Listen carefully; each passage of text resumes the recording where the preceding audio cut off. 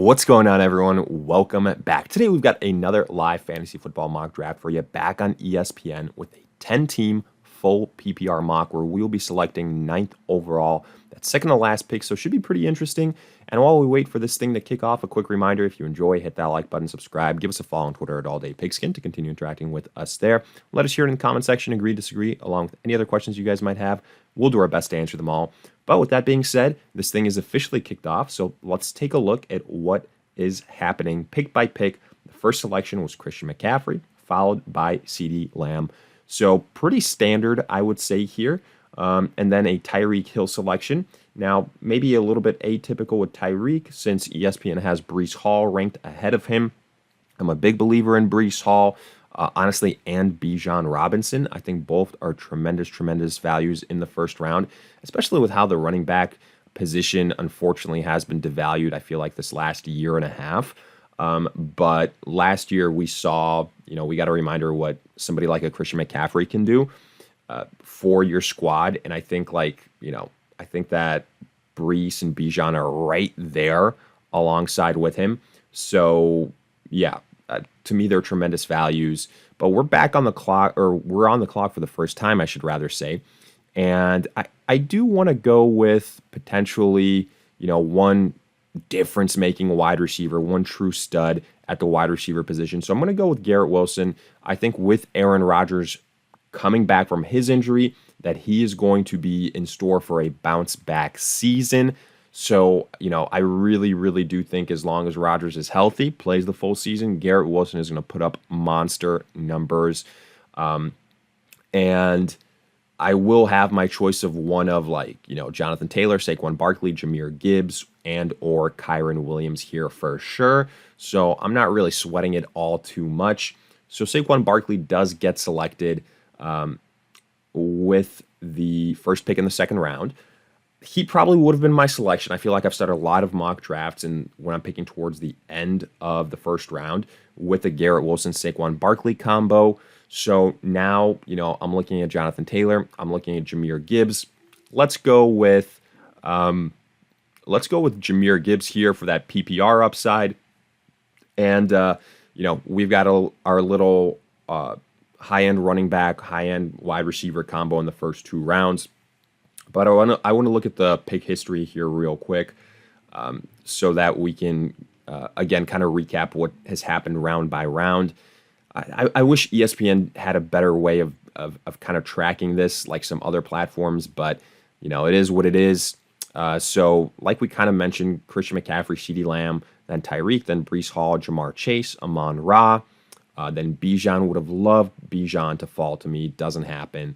Then Justin Jefferson, who slips a little bit because of, the quarterback downgrade. No more Kirk Cousins.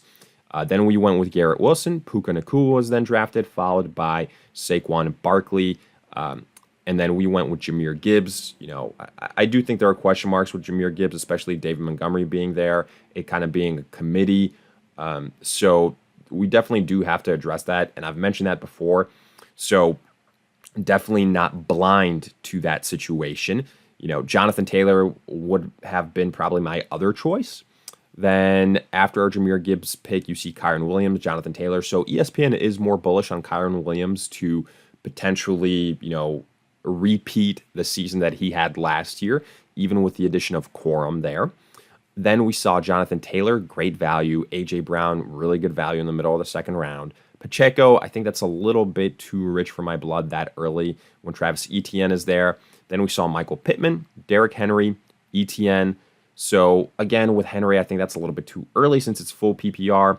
Marvin Harrison with the last pick in the second round. Again, I've mentioned this before. ESPN is lower on Marvin Harrison, like I am as well, compared to a lot of other platforms.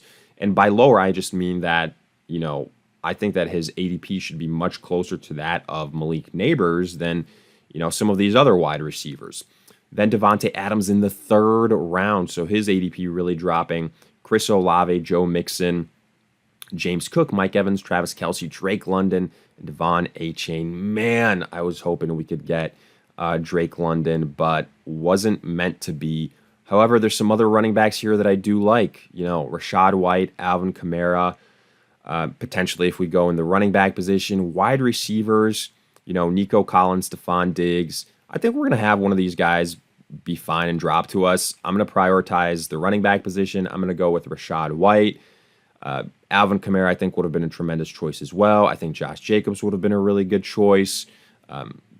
So let's see what happens here. We see Stephon Diggs get drafted. Then we see Alvin Kamara get drafted. Okay, so honestly, I probably would have doubled up on Rachaad White and Alvin Kamara, just get all the PPR running backs, I do like Josh Jacobs, but I'm looking at some of these wide receivers.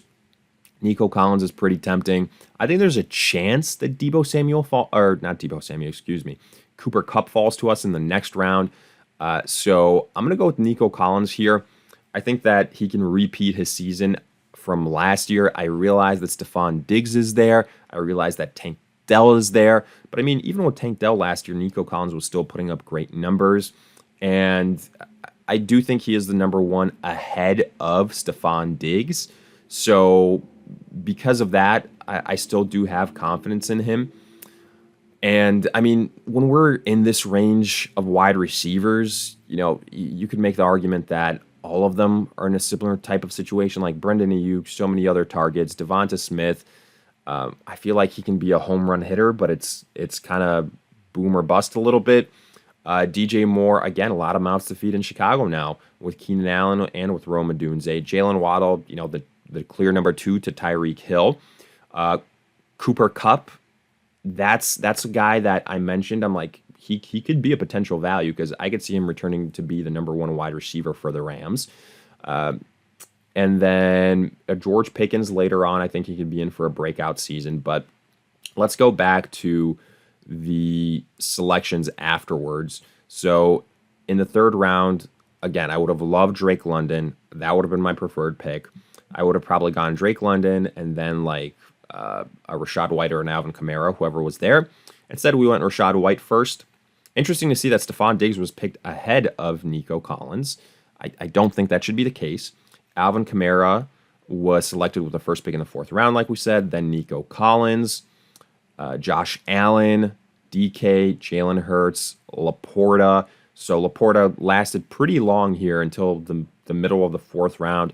I didn't want to get too many Lions pass catchers. If I'm going to do a stack, I'd rather it be a quarterback and a running back or a quarterback and a wide receiver type of situation. Josh Jacobs afterwards, I said he was a good value. I was considering him the round before. DJ Moore, Kenneth Walker, Brendan Ayuk. Honestly, I think Josh Jacobs is kind of undervalued, like across the board. To me, he's the clear-cut guy in Green Bay. I think he's going to be utilized like Aaron Jones, but he's a younger, more explosive Aaron Jones right now. So I like the situation for him there. In the 5th round, good value on Patrick Mahomes. I mean, he lasts until the 5th round. What would you rather have? Would you rather have Patrick Mahomes at that point in time or an early 4th round selection on Josh Allen?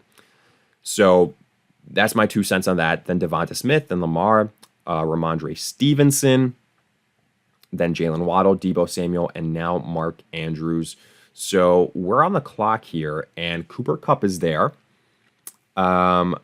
He is high up on my list, but I also need a tight end. Ooh, we just got sniped on Cooper Kupp. Wasn't meant to be, I guess, but I need a tight end, and I think right now the biggest difference maker at the tight end position, by far and away, is Trey McBride, the highest upside. I do like these 3 guys in Evan Ingram, Dalton Kincaid. I also like Kyle Pitts a fair amount, but I think McBride has pretty solid upside. I mean, he was putting up high-end tight end 1 numbers at the back end of last year, and again, it's pretty much just him and Marvin Harrison there.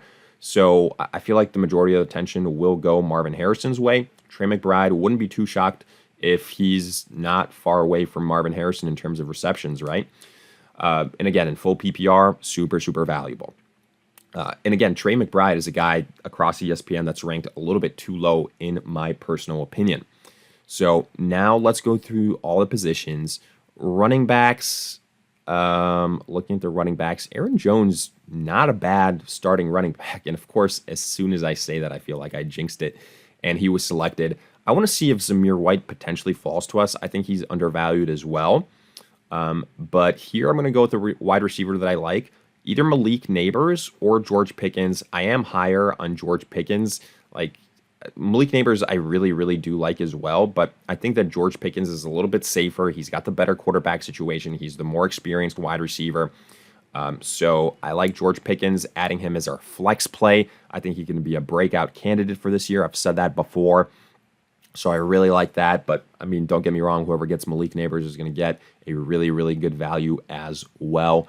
So right now what we're hoping for is that we can get Zamir White in the next round. That would be ideal. But I'm almost certain that that will not happen because he's not too far off here from the other top running backs left. He's 4 on the list, and whether it's through auto pick, whether it's through just people going down the top names of running backs left remaining, I think Zamir White will not get back to us.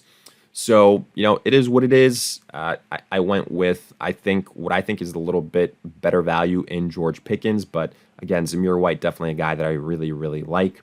And yeah, I mean, the last 2 picks have been running backs. That doesn't help our chances with Swift and James Conner.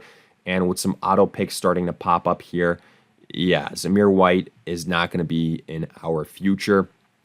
So Evan Ingram, Jonathan Brooks, Dalton Kincaid, CJ Stroud. Ooh, I was hoping, I'm not going to lie to you, if, we missed out on Zamir White, that CJ Stroud falls to us, and we get the little combo of CJ Stroud and Nico Collins. Would have really, really liked that. I think CJ Stroud is still another high-end quarterback. And that's the thing here with these 10-team leagues. Like these quarterbacks are, I mean, you can wait.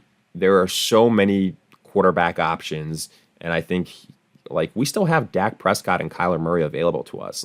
I think Dak Prescott can be a top 10 guy. I think Kyler Murray, even though he scares me a little bit, I think he can still be a top 10 guy with the rushing upside, but I'm not going to lie to you. I personally prefer Aaron Rodgers more so, but hey, it doesn't really matter because somehow Zamir White made it back to us, and this is the easiest selection for me in this entire draft. Didn't spend any time on it. I think we got super, super lucky.